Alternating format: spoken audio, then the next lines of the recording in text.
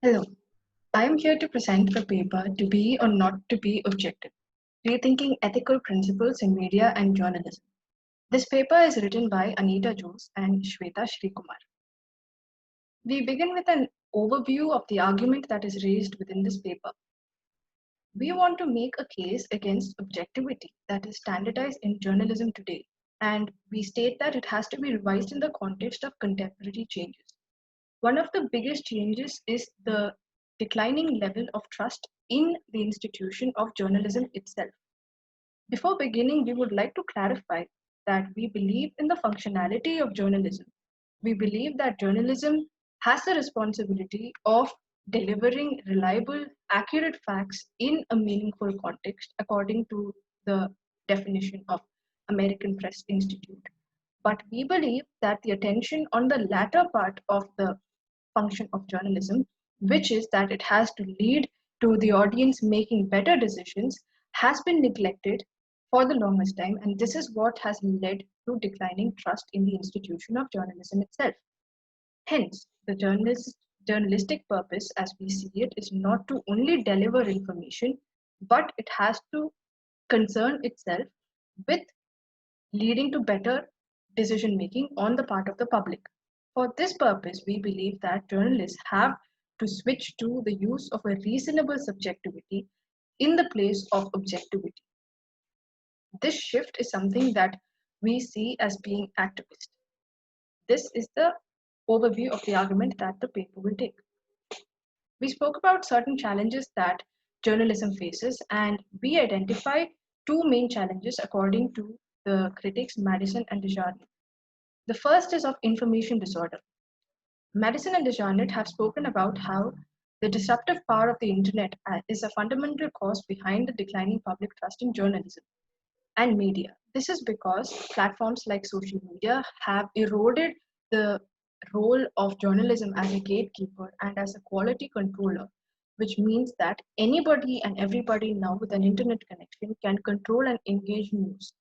What this has led to is an environment of polarization where the audience fit themselves into a quote insular filter bubbles of hyper partisanship. The other danger that we see now is of post truth politics. Post truth, as we understand it, is when multiple viewpoints are cycled as truth in, in the media, and this has become so and this has penetrated everyday life in such a way that resistance to it has become difficult. The other danger herein is that post-truth is also produced and diffused by populist leaders, political parties, and governments in a way that directly compromises the democratic principle that our nation or any democratic nation for that matter is based on. This is why we agree with John Keane when he says post truth communication has become a tool for political manipulation. We also examine journalism as an institution, their own role in the phenomena of the loss of public trust in itself. So, there are two reasons that we identify as contributing factors towards this. The first is that journalism has not fulfilled its function as a watchdog within society. Journalists use objectivity as an excuse for political appeasement. A critic likens journalists to stenographers to those in power. Hence, something called process journalism, quote unquote, that prioritizes neutrality is standardized as the go-to form of journalism, and this is criticized by Dana Milbank because it does not counter the danger of political manipulation. The second thing that led to the loss of public trust in journalism is the loss of the reformative impulse. The 1990s upsurge in civic journalism or public journalism, where the audience became participants and active agents in the institution of journalism, was met with criticism on the basis of objectivity, that the citizens' participation was a dereliction of duty. But what we need to remember is that this was a response, a retaliation against the journalism's own failure in pushing for or advocating a better society. We see that a similar kind of situation is happening now in today's context. We also notice herein a shift in the nature of the audience. The news public are no longer participants now. no longer observers now. They are an active audience, as according to Jay Rosen. And they demand solutions or engaged journalism as opposed to the objective or neutral journalism that is the industry standard. With this, we come to the question, should news reporting be done with engagement or detachment? For this, we momentarily return to the origin of objectivity. In the book, The Elements of Journalism, objectivity was noted to have emerged as a scientific methodology of practicing journalism at a time when journalistic subjectivity was the norm. That means news was written, I quote, as a case of seeing not what was, but what men wished to see. Hence, objectivity at this point became equated with impartiality. It became a weapon against the journalist's own subjectivity, which distorted reality, and also a protection against external accusations of bias. This led to a certain trustworthiness with which the journalist could perform, and this gave a certain legitimacy to the journalist's words, which led the journalist to occupy a position of authority within society. Hence, the viewlessness, quote unquote, of the journalist is seen to have more authority than any other stance. But the viewlessness has also been understood as being an unrealistic position because neutrality attracts criticism from both ends of the faction. This neutrality that we understand as a position of centrism is also a position of bias because, I quote, it is marked by an instinctual suspicion of anything that suggests ideological zealotry, an admiration for difference splitting, a conviction that politics should be a tidier and more rational process than it usually is.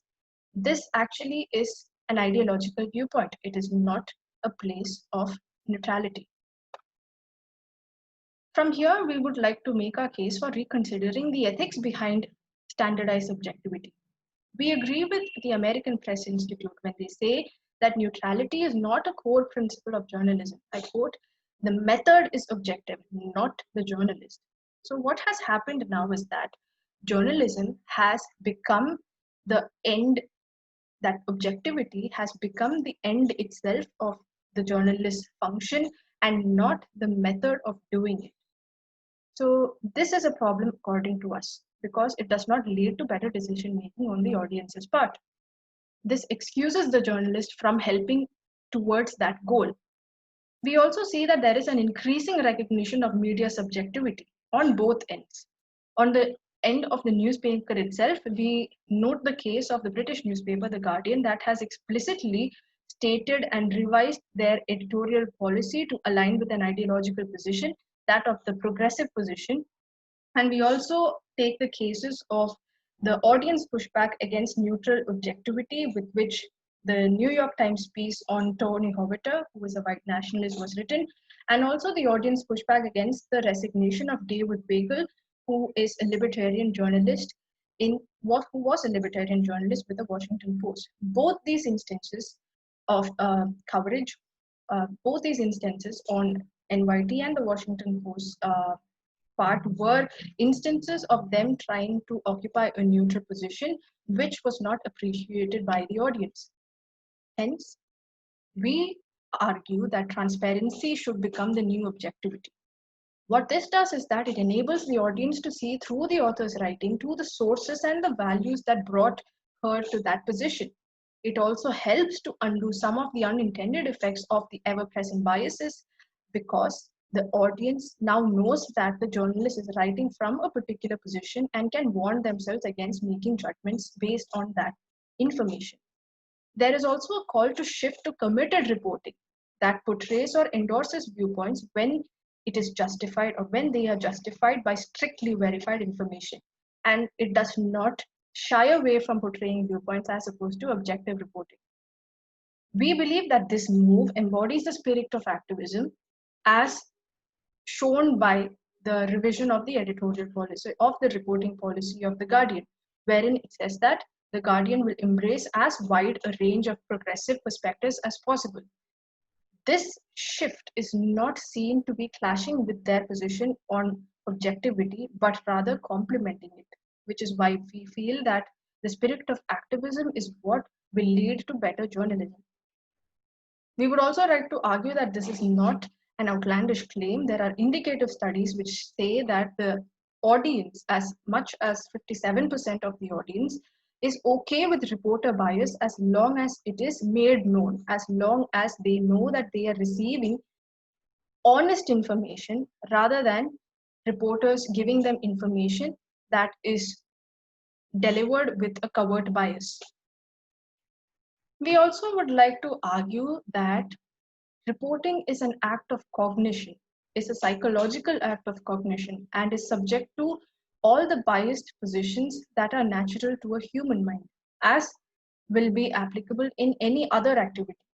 This idea is something that was explored by S. Holly Stocking and Paget H. Gross, who are both psychologists. And they argue that the journalist subjectivity is by default present in the piece that they are reporting, which means that a belief or a representation of a singular truth is an inappropriate or incorrect representation of reality. We also note the fact that there is a certain kind of power that is associated with the journalist's ability to choose what will be understood as singular truth by the public.